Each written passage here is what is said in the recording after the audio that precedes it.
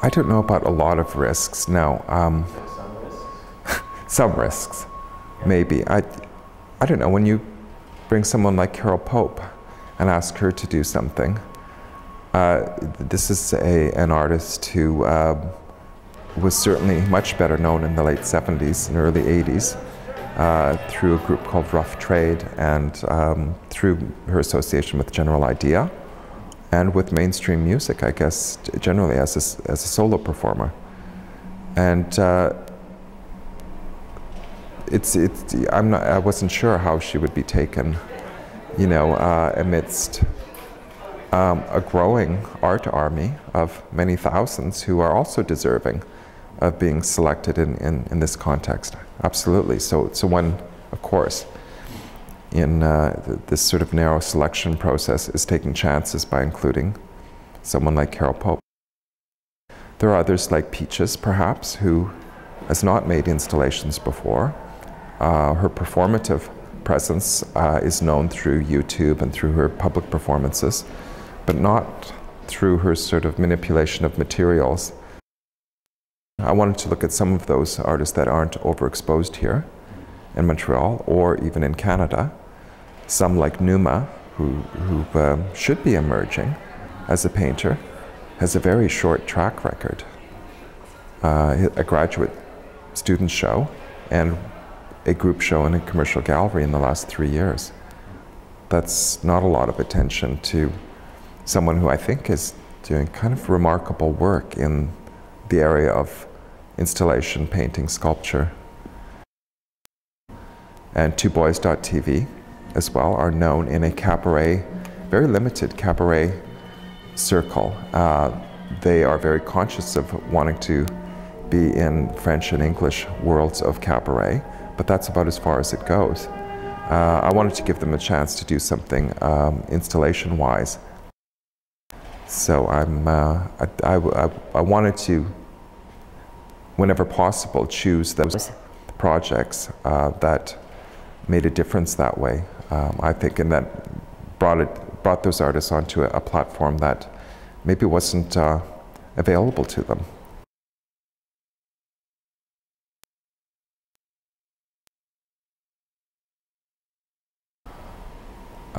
Yeah, I think containment can be a problem.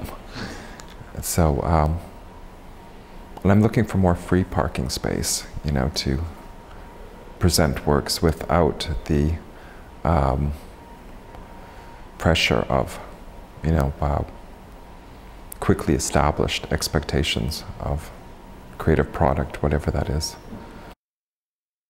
I was more interested in, after talking to Eleanor Bond, who teaches at Concordia and who up until very recently was teaching in this building, in the painting studios here. I was interested in, you know, the idea that these are very familiar spaces, they're well proportioned, the lighting is great, so much has happened. It's filled with ghosts. I don't think if we chose a modernist building, you know, and divided a modernist building up into little cubicles, we'd have the same sort of evocative presentations. Yeah, you're probably right. I mean, I don't think it's a complete, finished presentation. If we're talking about individual pieces or as a whole, or the works you see on one floor, everything from the didactic panels, which are incomplete or sometimes non-existent, to the lighting of one piece or another. To some degree, it's about practical limitations, not having staff, dedicated staff, or time to finish. And on another level, it's probably seeing 50% of the artists change the titles of works that are created right up to the last minute. And I think that's legitimate, of course. That's their every right to do so. And it's now up to us to respond by changing the didactic panels within a reasonable amount of time and correcting lighting, if possible, if we can do that. So there are a lot of limitations. Time, money, and spaces here, especially money.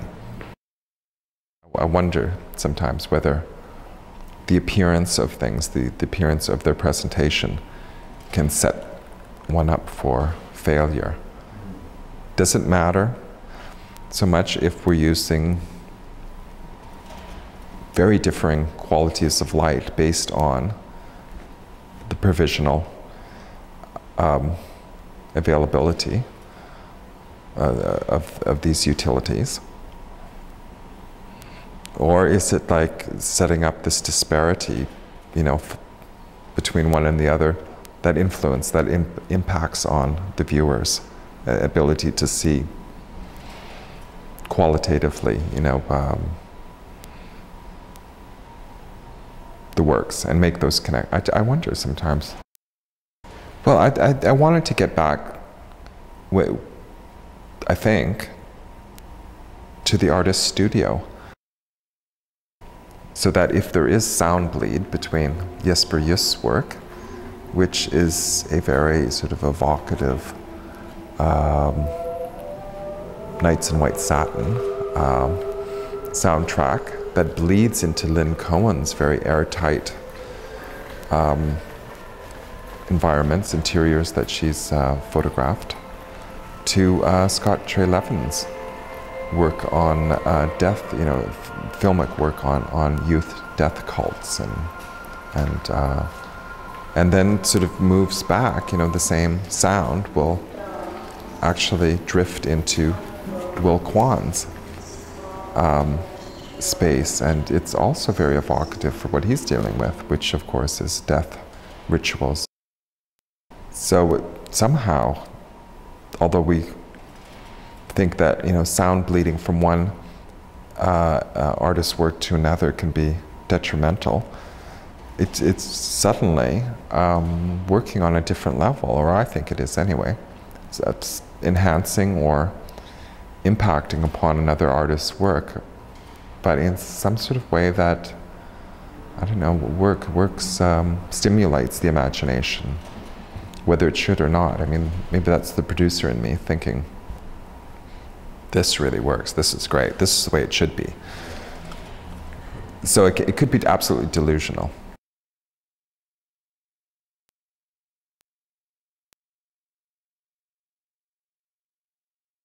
Curators can be distant. They can be art historians in a very academic sense, with a role as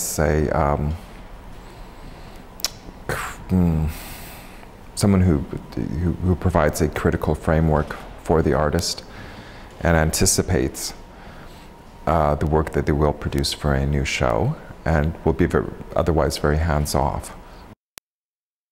And other curators will want to hopefully push the artist a little further, or to, in a roundabout way, want to reposition them, I think. And sometimes it's only by providing the right context, by suggesting, be experimental. It leaves the artist vulnerable, I hope, and sometimes the complacency, I think, of the artist.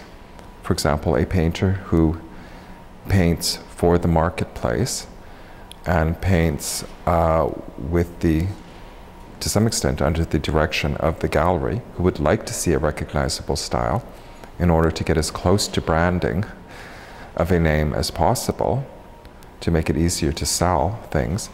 I think I'm very much wanting to provide some sort of conceptual freedom, so that Ryan Sluggett, who is becoming known as a draftsman or a painter, is making animation work and sound-based work. Chris Cran, who's known as a painter, is making camera obscura works that are confounding, and I'm putting myself in a certain position in line with their production, but they usually took it one step further. So that, for example, with Graham Jeffrey Farmer, we knew that he wasn't going to let us know exactly what he's producing 10 days in advance or even a week in advance of the presentation, but it would be basically the 11th hour, the last minute, that we would find this incredible installation based around his experiences associated with the installation, his relationships with other artists, his relationships with the director of the Biennale, his perceived persona of himself, perhaps as an owl. Even Eleanor Bond's work, I didn't see until it was unwrapped here. It came from the framers and was presented. We simply knew the dimensions of the pieces and worked with the artist to find 2 or 3 possible sites for presentation. Producers usually like to know what they're getting in the end. And I like to think that some percentage of the presentations here would even confound the producer and ask for a leap of faith.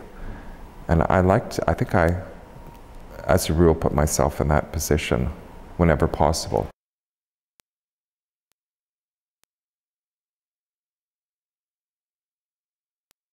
Canada isn't a country that would probably support a Biennale financially, as others are supported with budgets from $3 million to $30 million. We had $500,000, which really, in any economy, does not go very far. So I think it's some sort of approach to a Biennale, whether it's called that or it's an occasional.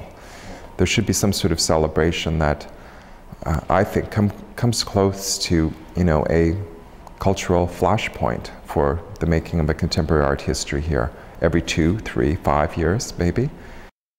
I'm hoping that we come to a point with this Biennale where it suggests, okay, we've done that, what wasn't covered, or where else is this going? So either a Biennale as an extension to the next step, or the doorway being opened to a Biennale that's absolutely contradictory in terms to the current one, and with some sort of passion behind it, I think.